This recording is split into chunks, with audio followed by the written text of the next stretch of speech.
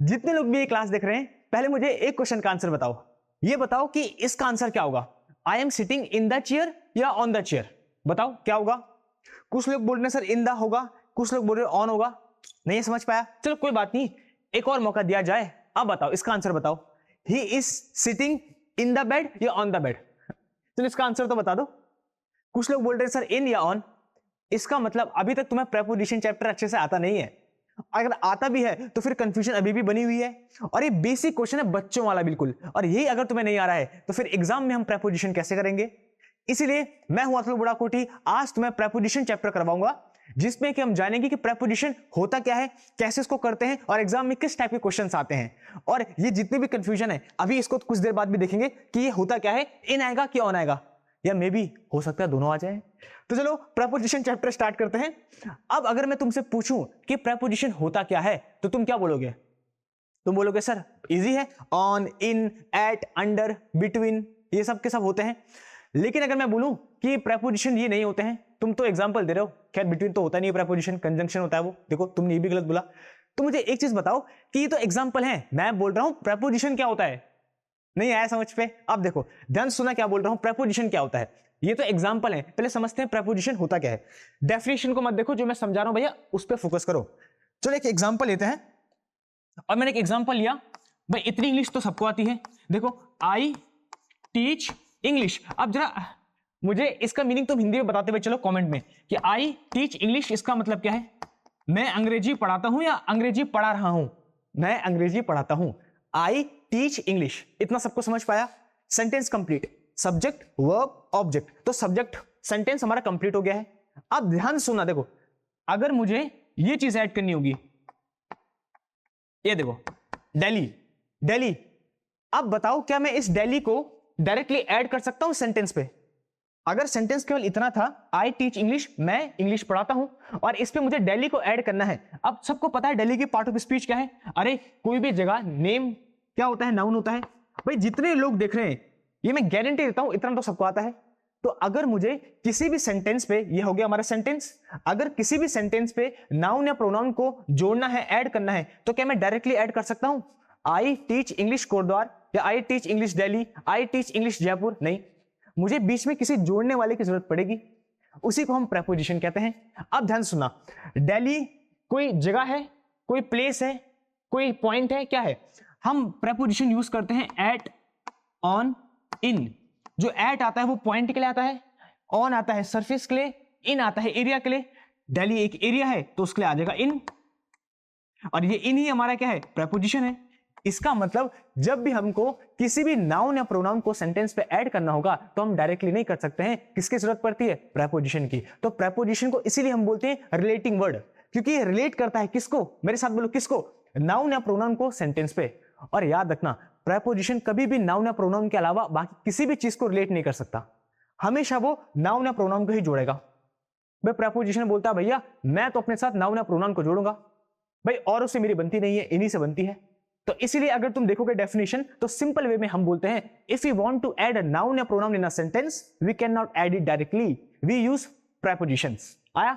तो जब भी सेंटेंस पे हमको किसी भी नाउन या प्रोनाउन को ऐड करना होगा तो हम वहां पे प्रेपोजिशन का यूज करते हैं। अब हमने यहाँ पे एट, ऑन, इन सबको यूज ना करके इनका क्यों यूज किया, ऑन या एट क्यों यूज नहीं किया, वो हम अब इस चैप्टर में आगे पढ़ेंगे, यही अब तुम्हें बताऊंगा कौन सा प्रेपोजिशन कहां पे यूज होता है। लेकिन पहले हमने जाना कि प्रेपोजिशन होता क्या है। बताओ इतना सबको समझ पाया ना। अरे मजा आएगा आज तो, तुम्हें क्लास को बिल्कुल बता के समझाऊंगा, रटा के नहीं, और जितने भी तुम्हारे भ्रम है उन सबको निकाल दूंगा आज मैं। तो ये तो प्रेपोजिशन की हमने डेफिनेशन जान ली कि प्रेपोजिशन होता क्या है और क्यों यूज होता है। अब देखो, अब तुम्हारे एग्जाम में ऐसे क्वेश्चंस आते हैं। अब देखो दो अप्रोच है प्रेपोजिशन को पढ़ने की। एक पहली अप्रोच बताता हूं, तुम मुझे बताना किस अप्रोच से तुम्हें पढ़ाना है, कमेंट करके बताते रहो। देखो एक तो अप्रोच है कि पहले मैं तुम्हें करवाऊं ऑन, ऑन प्रेपोजिशन, इसके इतने सारे फंक्शन कहां कहां यूज होता है। फिर मैं तुम्हें करवाऊं एट, एट फिर उसके कहां कहां यूज होता है। फिर मैं तुम्हें कराऊं इन, इन कहां कहां यूज होता है। फिर करवाऊं एबोव, ये सब के सब। तो अगर हम इस मेथड से पढ़ें तो हम प्रेपोजिशन को बहुत जल्दी भूल जाएंगे, क्योंकि ऑन पढ़ा रट दिया, एट पढ़ा इसको भी रट दिया, जब इन पे पहुंचे तो इनको रटते रटते इनको भूल गए। तो ये अप्रोच अच्छी है लेकिन बहुत ही बेकार है, बच्चों को पसंद नहीं आती। अब एक दूसरी अप्रोच भी है, वो है क्वेश्चन वाली अप्रोच, कि जितने भी तुम्हारे प्रीवियस ईयर में क्वेश्चंस आए हैं उन क्वेश्चंस के साथ साथ मैं तुम्हें कॉन्सेप्ट करवाता रहूं, तो क्वेश्चन की प्रैक्टिस भी हो जाएगी और इसमें तुम्हें सारे के सारे प्रेपोजिशन याद भी हो जाएंगे।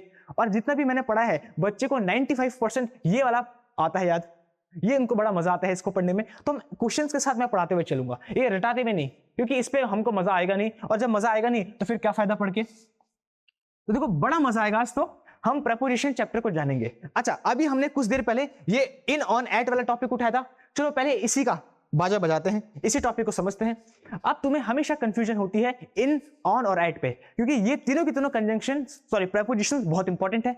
अब देखो इसको कैसे करते हैं, याद रखना 3 होते हैं, एट, ऑन, इन। अब मैं तुम्हें एक टेक्निक बताऊं, मैं इन्हीं तीन से तुम्हें 2 कॉन्सेप्ट करवा सकता हूं, सारे के सारे कॉन्सेप्ट। देखो जरा इन्हीं 3 से ध्यान से सुनते रहो। अब तुमने ऐसा कहीं नहीं पढ़ा होगा प्रेपोजिशन चैप्टर, ये मेरी गारंटी है, ध्यान से सुनना। देखो सबसे छोटा होता है एट, सबसे छोटा, फिर होता है ऑन, फिर होता है, मेरे साथ बोलो भाई क्या होता है, देखो एट, ऑन और इन। तो सबसे छोटा ये, फिर उससे बड़ा, फिर उससे बड़ा। अब ध्यान से सुनना, ध्यान से। जब भी हमको किसी पॉइंट को दिखाना होता है तो हम यूज करते हैं एट का, पॉइंट के लिए, meet me at that point, वहां पे मिले मेरे को। तो जब पॉइंट दिखाना होगा कहीं पे भी तो हम किसका यूज करेंगे, साथ साथ बोलते रहो तभी तो प्रेपोजिशन घुसेगा दिमाग में। हाँ, जब भी पॉइंट का यूज करना हो तो किसका यूज करते हैं, एट का, meet me at that point बोलते हैं, ठीक है। जब भी हमको सरफेस दिखानी हो तो हम किसका यूज करते हैं, बोलो बोलो, हाँ ऑन का। सरफेस मतलब कोई भी सतह हो, जैसे this pen is on my hand, तो ये पेन जो है वो कहां पे है, मेरे हाथ में है। तो जब भी कोई सरफेस होती है और सरफेस के ऊपर किसी चीज को रखते हैं तो वहां पे हम सरफेस के लिए किसका यूज करते हैं, ऑन का यूज करते हैं। और इन का यूज होता है जब हमको एरिया दिखाना हो, एरिया कोई जगह हो और उसके अंदर हो, जैसे we are standing in the room, तो जब रूम के अंदर हो, किसी जगह के अंदर हो, किसी एरिया के अंदर हो, तो उसके लिए हम इनका यूज करते हैं। बात समझ पाई? तो सबसे छोटा एट, फिर ऑन, फिर इन आया। अब इसी कॉन्सेप्ट से अगर मैं तुम्हें डेट टाइम ये सब बता दूं तो मजा आ जाएगा। अब ध्यान सुनना, देखो ऐसा तुमने कहीं नहीं पढ़ा होगा, सबसे छोटा होता है टाइम, सबसे छोटा टाइम होता है, फिर टाइम से 24 घंटे से मिलकर बनता है दिन, फिर दिन से हफ्ते, हफ्ते से महीने, महीनों से साल, साल से सेंचुरियां, सदियां। तो इसका मतलब सबसे छोटा जो होता है वो होता है टाइम।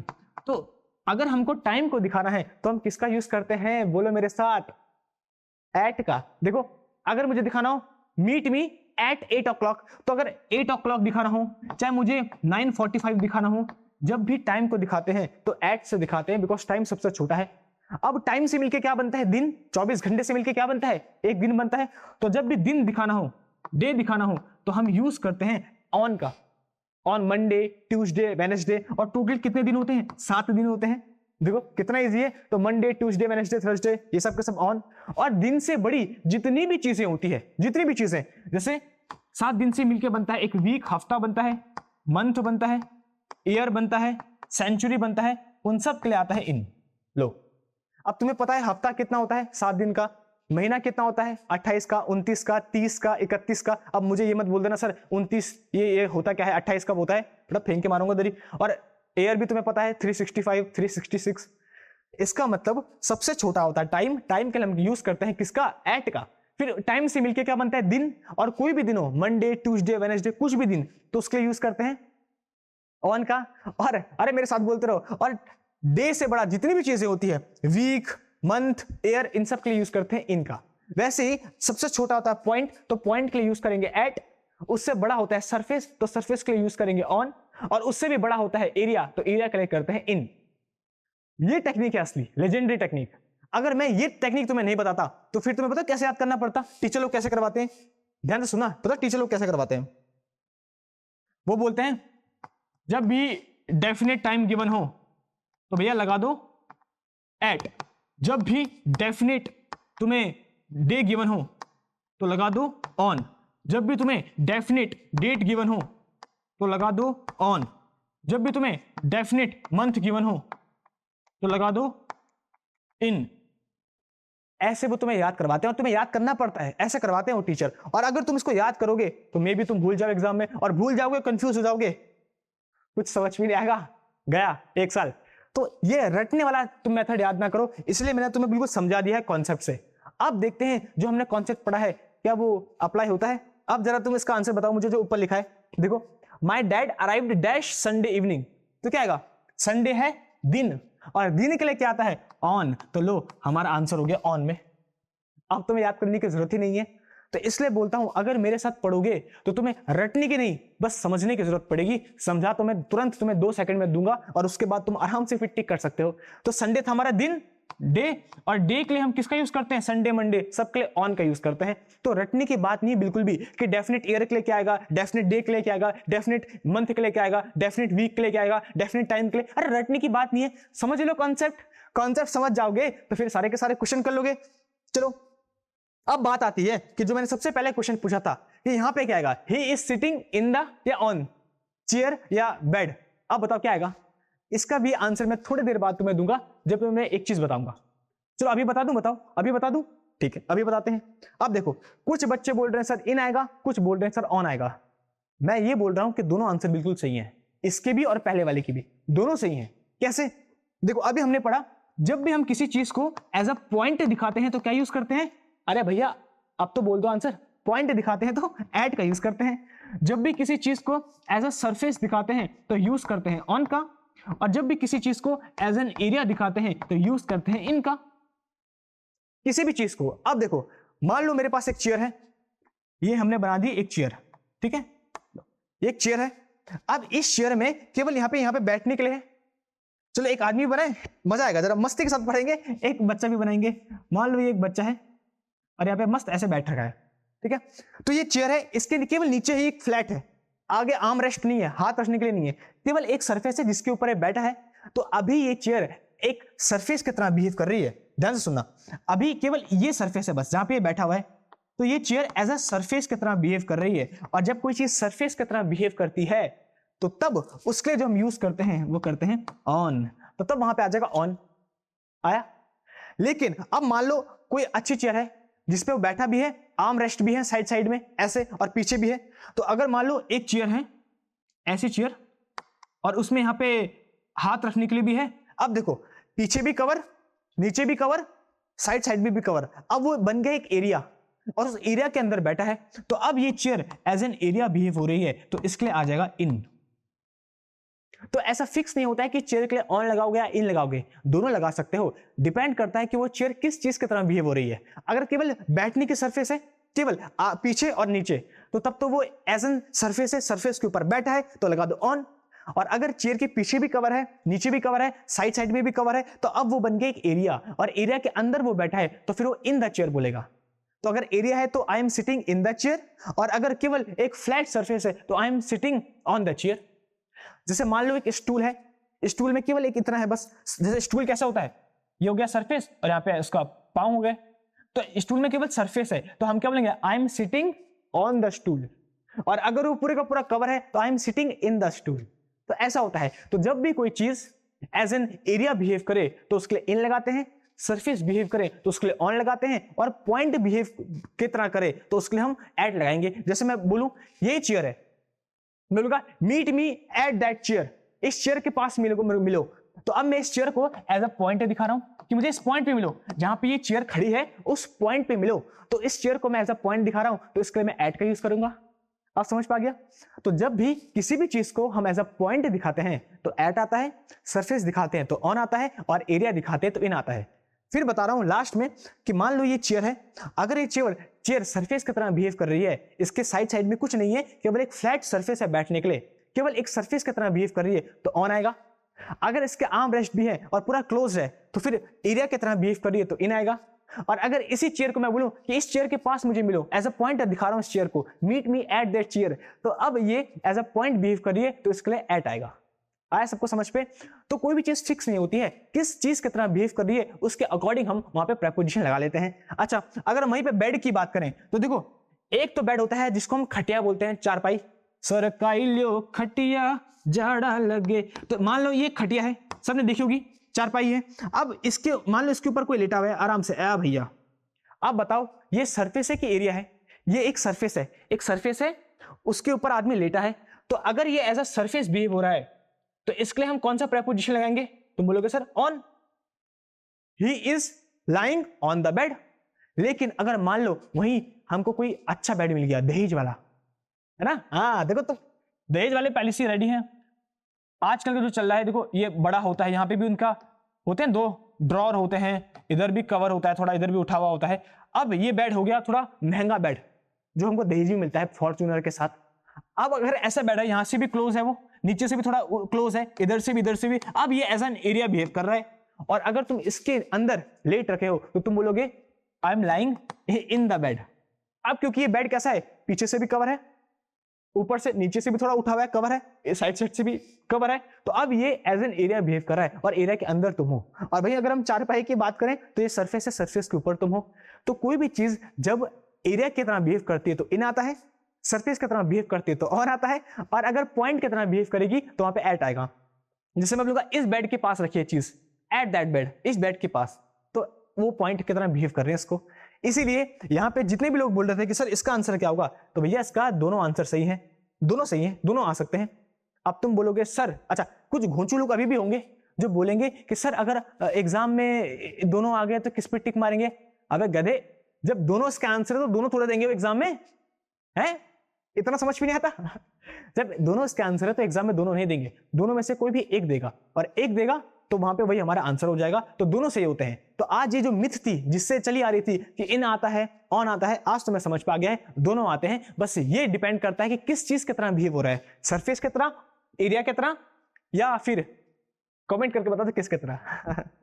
तो ये तुम्हें देखो आ गया, जब टाइम दिखाना हो तो एट, डे दिखाना हो तो ऑन, और मंथ दिखाना हो तो इन। वैसे ही जब पॉइंट दिखाना हो तो एट, सरफेस दिखाना हो तो ऑन, और एरिया दिखाना हो तो इन। आया? अब बताओ एक छोटा सा टेस्ट ले लिया जाए तुम्हारा, बोलो भाई, हाँ बोलो, हाँ ले लो सर, हाँ है ये ना बोल रहा भाई, बताओ इसको जरा सबके सब मिलके। तो एक तुम्हारा टेस्ट ले लिया जाए और इस पर तुम मुझे बताओ कि क्या आएगा। चलो ये है तुम्हारे लिए क्वेश्चंस, और अब तुम मुझे इसका आंसर बताओगे अगर तुम्हें मेथड समझ पा गया है, कॉन्सेप्ट समझ पा गया तो। चलो बताओ भाई जल्दी। I will come to you dash 26 January. अब बताओ बच्चे, जनवरी को देख के ऑन लगा दूं? क्या हम मंथ की बात कर रहे हैं, ऑन लगा दूं? नहीं, बहुत बढ़िया। देखो अब तुमने अतुल सर से पढ़ा है तो तुम्हें पता है हम जनवरी की बात नहीं कर रहे हैं, मंथ की बात नहीं कर रहे हैं भैया, हम बात करें 26 जनवरी। तो 26 जनवरी एक डेट है, और डेट है इसका मतलब वो कोई ना कोई दिन तो होगा, और जब कोई दिन की बात करते हैं तो लगाते हैं ऑन। अरे 26 जनवरी को मंडे संडे कुछ तो होगा, जनवरी की बात थोड़े कर रहे हैं, बात तो हम डेट की कर रहे हैं, और अगर डेट की बात कर रहे हैं तो वहां पे हम दिन के लिए ऑन लगा देंगे, सिंपल। फिर हम बात करते हैं ईयर के लिए 2023, तो अगर ईयर की बात करें तो लगा दो इन, अक्टूबर मंथ की बात करें तो लगा दो इन। अरे भाई दिन से बड़े जितनी भी चीजें होती हैं उन सब के लिए इनका ही यूज करते हैं। अगर हम बात करें 8:45 तो एग्जैक्ट टाइम है तो क्या लगा दो। देखो अब तो तुम एक्सपर्ट बन गए भाई, अब तुम्हें खुशी हो रही होगी, तो मैं बोल तो रहा हूं रट के नहीं पढ़ना है, समझ के पढ़ना है। अच्छा मंडे दिन है तो दिन है तो ऑन, और रेलवे स्टेशन एक एग्जैक्ट पॉइंट है, डेफिनेशन है, लोकेशन है तो एट लगा दो।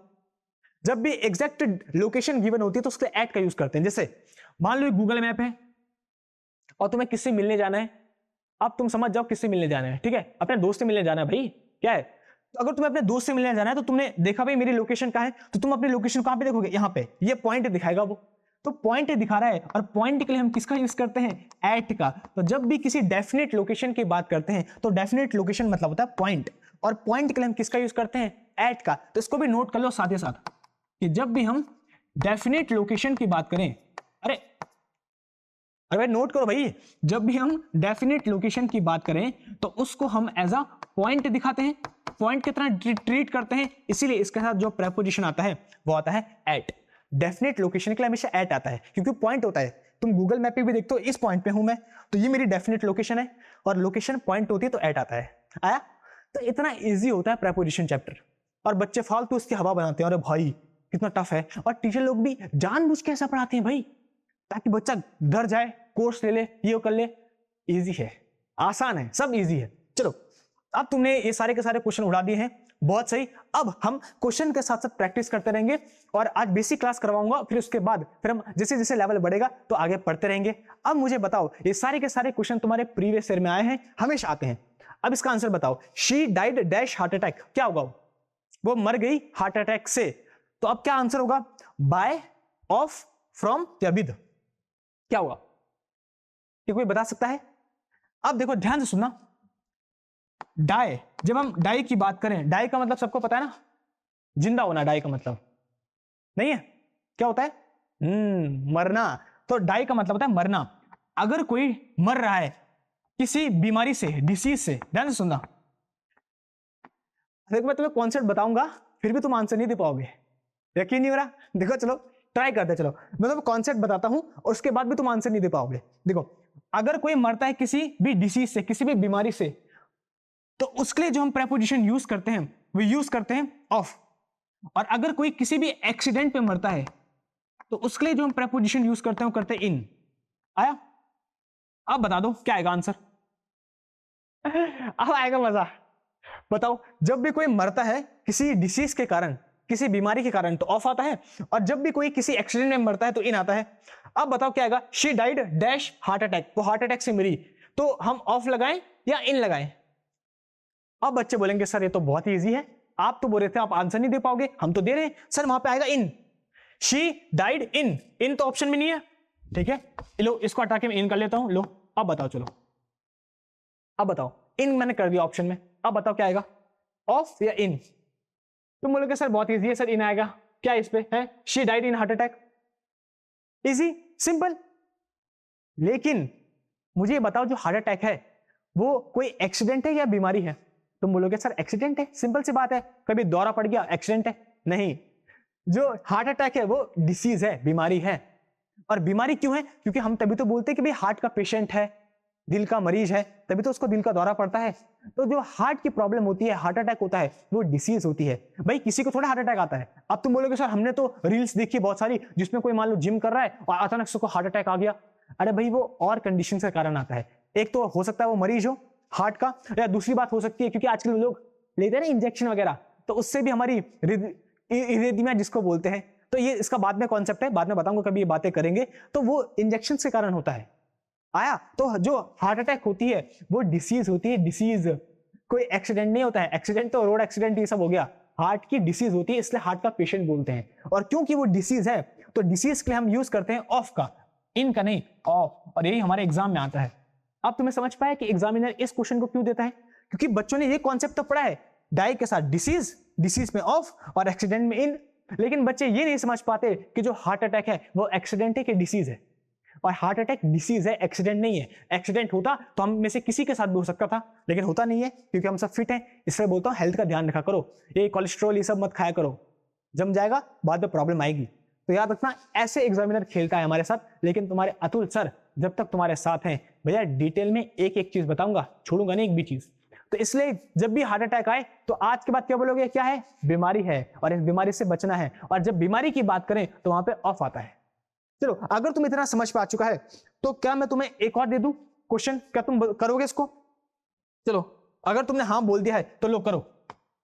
तुम सब का सब भाई अतुल सर के साथ पढ़ रहे हो तो आंसर मुझे सही चाहिए।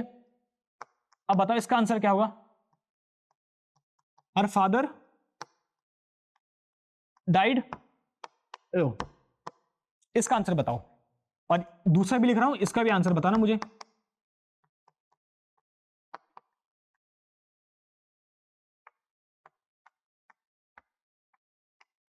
चलो बस देखो कितना इजी तो है, मेरे साथ पढ़ते रहोगे तो आराम से पढ़ेंगे भी और समझेंगे भी।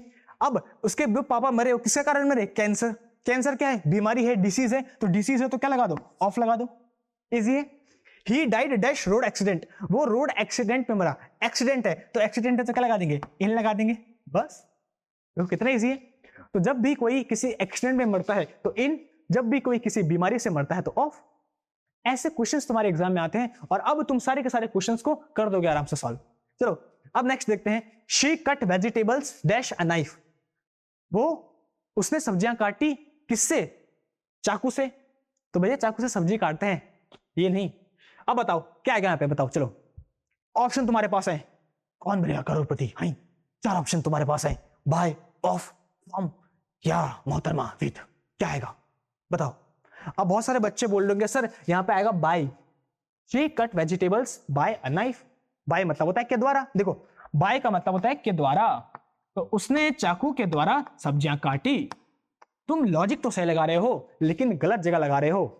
अगर तुम बॉलीवुड पे लॉजिक लगाओ तो चलता है, लेकिन टॉलीवुड साउथ इंडियन में लॉजिक नहीं चलता। तो याद रखना बाय का मतलब के द्वारा होता है बिल्कुल, लेकिन यहाँ पे बाय हमारा आंसर नहीं होगा। बाय तब आता है जब कोई काम किसी पर्सन के द्वारा होता है, याद रखना, जब भी कोई काम किसी भी व्यक्ति के द्वारा होता है तो हम बाय का यूज करते हैं। जैसे my room is cleaned by Ram, मेरा कमरा साफ किया गया राम के द्वारा। तो जब किसी इंसान के द्वारा कोई काम होता है तो हम बाय का यूज करते हैं। यहाँ पे इंसान के द्वारा नहीं, किसी नॉन लिविंग थिंग के द्वारा काम हो रहा है। जब किसी नॉन लिविंग थिंग के द्वारा कोई काम होता है तो हम वहां पे यूज करते हैं अपने विद बाय का। तो विद का यहाँ पे यूज होगा। कुछ समझ में नहीं आता टाइपराइटर कैसा है भैया? आई वो हमेशा हटा दे रहा है, इसमें विद की स्पेलिंग भी नहीं आती है, बताएंगे, खबर लेंगे आज।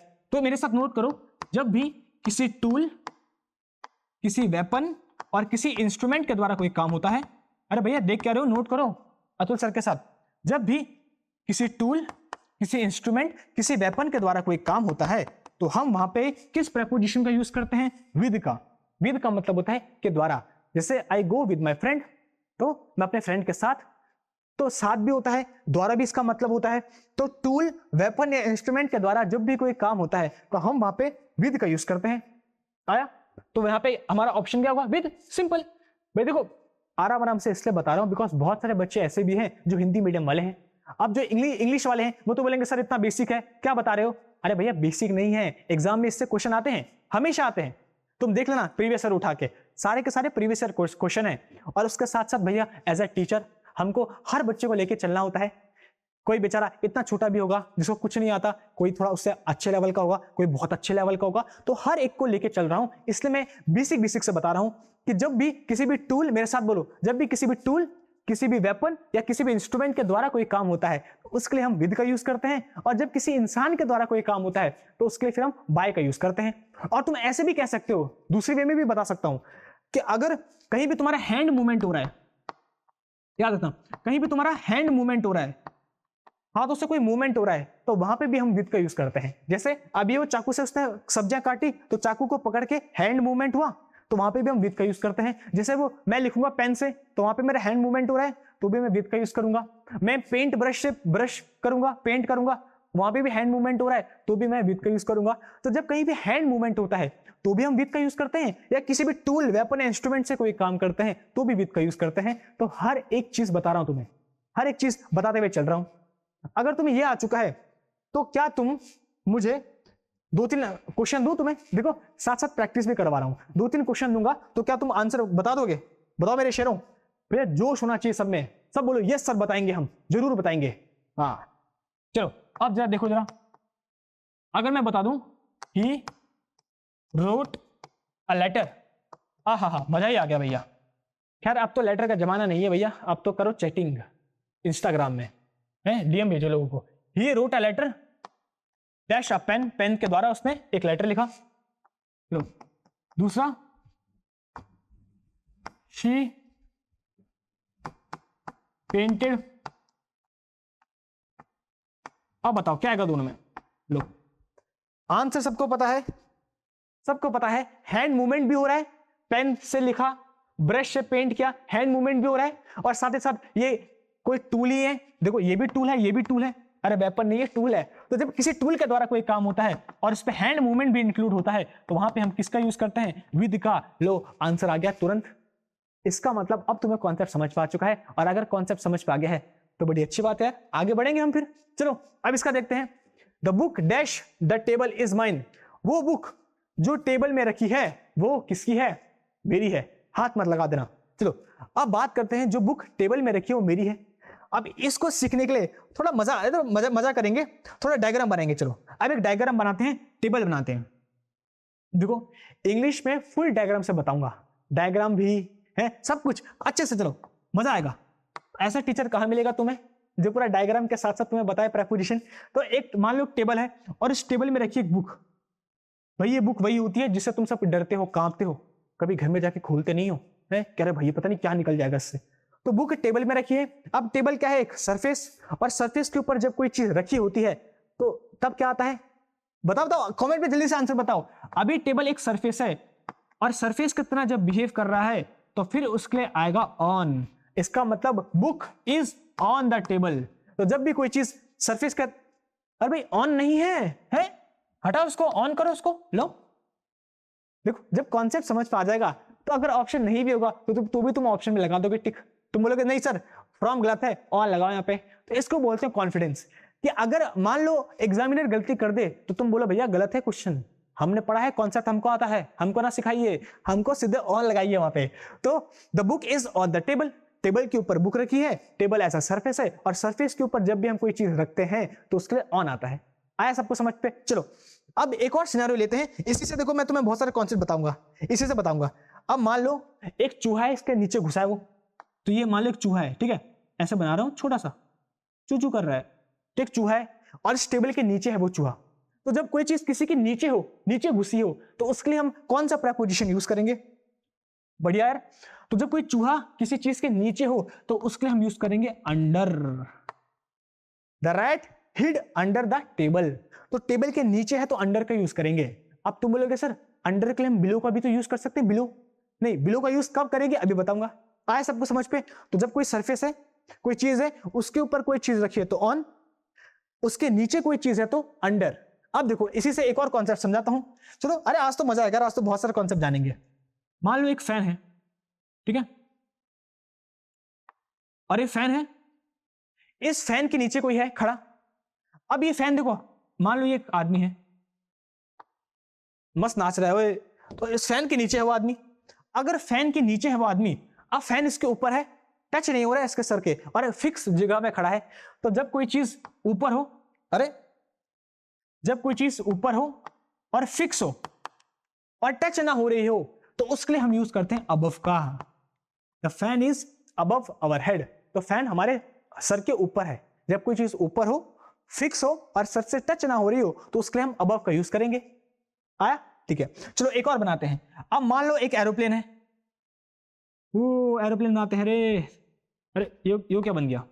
मान लो एरोप्लेन है, ठीक है, एक एरोप्लेन ऊपर से हमारे गुजरते हुए जा रहा है। अब यहाँ पे एक बच्चा खड़ा है, अब एरोप्लेन इसके सर के ऊपर है, टच नहीं हो रहा है, लेकिन एक जगह पे नहीं खड़ा, गुजरते हुए जा रहा है, ऊपर से चलते हुए, गुजरते हुए। अच्छा एक चीज बताओ, क्या एरोप्लेन कभी खड़ा हो सकता है, फिक्स हो सकता है? नहीं हो सकता, क्योंकि उसको उड़ने के लिए स्पीड चाहिए। तो अगर कोई चीज किसी चीज के ऊपर है और मोशन में है, चलते हुए जा रही है, तो उसके लिए जो हम यूज करते हैं वो करते हैं ओवर का। Over, over. आया सबको समझ पे? जब कोई चीज ऊपर हो, फिक्स हो, जैसे फैन, तो उसके लिए हम यूज करेंगे अबव का। जब कोई चीज ऊपर से गुजरते हुए जाए तो उसके लिए यूज करेंगे ओवर का। जब कोई चीज किसी सरफेस के ऊपर रखी हो तो उसके लिए क्या यूज करेंगे? ऑन। और जब कोई चीज किसी के नीचे हो तो उसके लिए करेंगे अंडर। आया इतना सबको समझ पे? ठीक है, अब ध्यान से सुनना, अब ध्यान से सुनना। बिलो का यूज भी होता है, बिलो, लेकिन बिलो का यूज कब होता है? मान लो जब कोई लेवल हो, जब कोई रैंक हो, उससे जब नीचे की बात करें, स्तर, मतलब जब मैं किसी स्तर से नीचे की बात करूं, नीचे, तो उसके लिए हम करते हैं बिलो का use.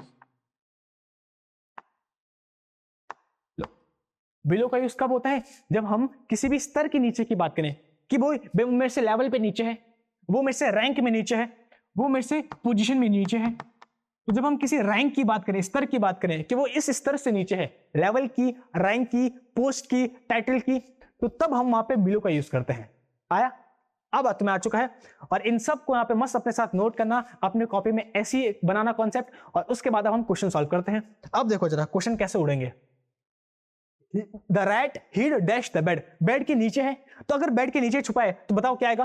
Rat hid under, below नहीं आएगा, अंडर। जब कोई चीज किसी चीज के नीचे होती है तो उसके लिए अंडर का यूज करते हैं। अच्छा, there is a fan dash my head, एक फैन है मेरे सर के ऊपर, तो अगर फैन मेरे सर के ऊपर है, एक फिक्स पोजीशन में है, टच नहीं हो रहा है, तो हम किसका यूज करेंगे? Above, above my head. देखो, the aeroplane flew dash the city, aeroplane ऊपर से गुजरते हुए जा रहा है, तो अगर ऊपर से गुजरते हुए जा रहा है तो उसके लिए किसका यूज करेंगे?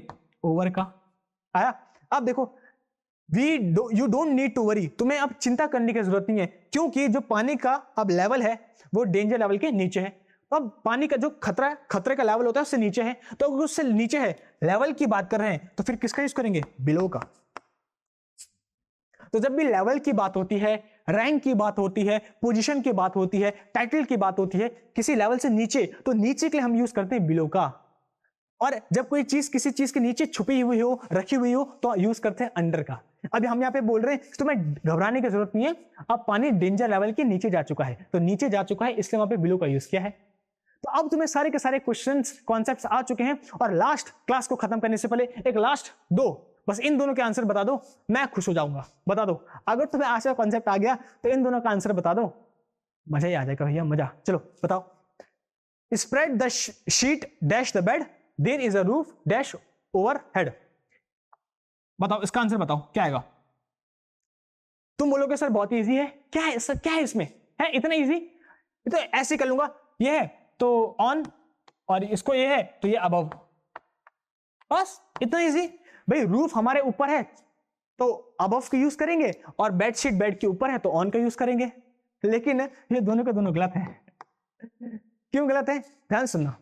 जो बेड शीट होती है उसको बेड के ऊपर रखते हैं हम या बिछाते हैं, रखते हैं कि बिछाते हैं। देखो ऑन कब आता है, जब कोई चीज किसी सरफेस के ऊपर रखी हो, केवल रखी हो। बेड शीट हम बेड के ऊपर रखते नहीं है, बिछाते हैं, बेड को कवर करते हैं उससे। तो अब एक लास्ट कॉन्सेप्ट है जो तुम्हारे एग्जाम में सबसे ज्यादा पूछा जाता है, उस कॉन्सेप्ट को करा के क्लास खत्म कर रहा हूं, ध्यान से सुनना। जब भी कवरिंग का सेंस आता है, कवरिंग का, जिसको हम पढ़ो उसको जरा क्या बोलते हैं, क्या बोलते हैं इसको, आवरण, ढकना। जब भी किसी चीज को ढकने का सेंस आए तो उसके लिए भी हम ओवर का यूज करते हैं। जब भी किसी चीज को, मेरे साथ बोलो, जब भी किसी चीज को कवर करने का सेंस आए, ढकने का सेंस आए, तो उसके लिए भी हम ओवर का यूज करते हैं। अब हम बेड को बेड शीट के ऊपर रखते नहीं है, बेड शीट से बेड को ढक लेते हैं पूरा, इसलिए वहां पे ओवर आएगा ना कि ऑन आएगा, रखे थोड़े हैं। और जो रूफ है, छत है, जो छत है, छत भी हमको ढकी हुई है, छत से हमारा पूरा ढका है। देखो जैसे फैन की बात करूं, मान लो ये फैन है और फैन के नीचे मैं खड़ा हूं, तब तो फैन मेरे ऊपर है अबव, लेकिन मान लो मैं इधर खड़ा हो गया, अब फैन मेरे ऊपर है, नहीं है, तो फैन ने मुझे ढका नहीं है, लेकिन जो छत है, छत ने मुझे ढका है। और अगर कोई चीज ढकने का सेंस दे तो वहां पे, यहां पे भी किसका यूज करेंगे, ओवर का। इसलिए तो बोलते हैं सर ढकने के लिए छत चाहिए, तो छत सर को ढकने का काम करती है, और जब ढकने का सेंस आए तो वहां पे ओवर आता है, तो इन दोनों में ओवर का आएगा सेंस। और इसीलिए हमने पढ़ा था यहाँ पे, जो एरोप्लेन होता है, ध्यान सुनना, एरोप्लेन भी हमको ऊपर से ढकते हुए जाता है। जब एरोप्लेन हमारे सर के ऊपर से गुजरता है तो हमको ढकते हुए चलता है ऊपर से, इसीलिए इसके लिए भी ओवर का यूज होता है। तो ओवर का यूज जब कोई चीज ऊपर से गुजरते हुए जाए या जब कोई चीज हमें कवर करे, तो उन दोनों के लिए हम ओवर का यूज करते हैं। तो ये बड़ा इंपॉर्टेंट है जो तुम्हारे एग्जाम में आता है। तो बताओ आज की क्लास तुम्हें कैसी लगी। भैया पूरा डायग्राम के साथ एक एक कॉन्सेप्ट अच्छे से एक्सप्लेन किया है, और ऐसे ही मैं पूरा का पूरा एक्सप्लेन करूंगा। तो आज जितना भी पढ़ा है उसको रिवाइज जरूर करना मजेदार तरीके से, और अपने दोस्तों को भी बताना कि भैया सर ने कितना इजी तरीके से हमें प्रेपोजिशन पढ़ाया, और आज हमारे सारे पाप जो थे वो धुल गए हैं। तो अपना ख्याल रखना, रिवाइज करते रहो, पढ़ते रहो, इस साल जॉब के सपने को पूरा करेंगे। तब तक ले मिलता हूं नेक्स्ट क्लास में, बाय बाय।